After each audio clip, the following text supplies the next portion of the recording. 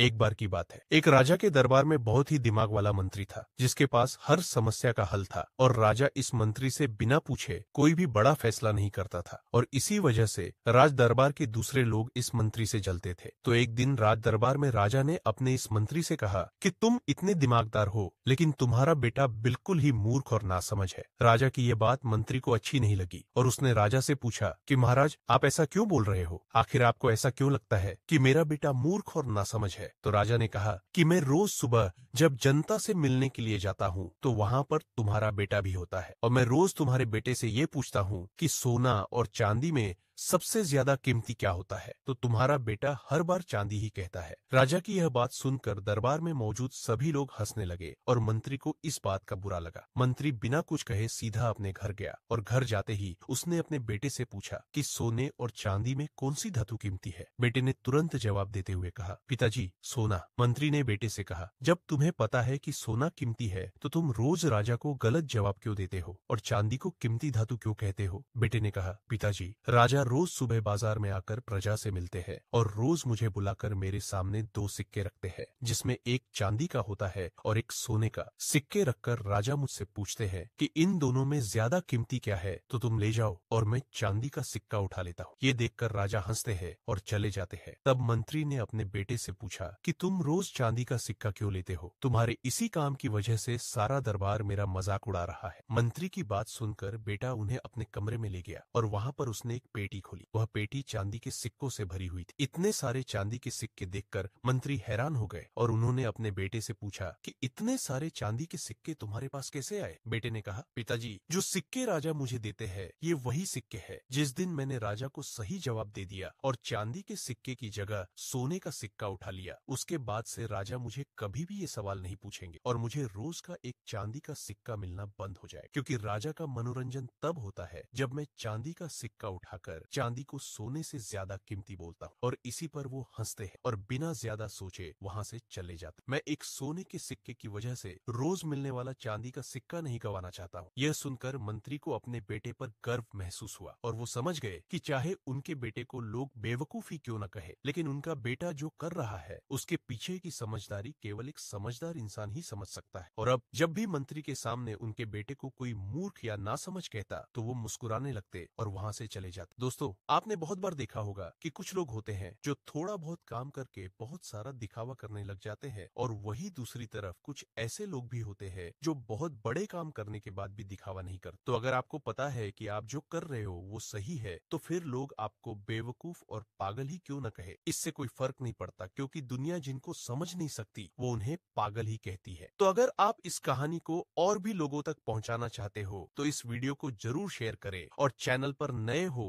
तो चैनल को सब्सक्राइब करके हमें आपका सहयोग दें।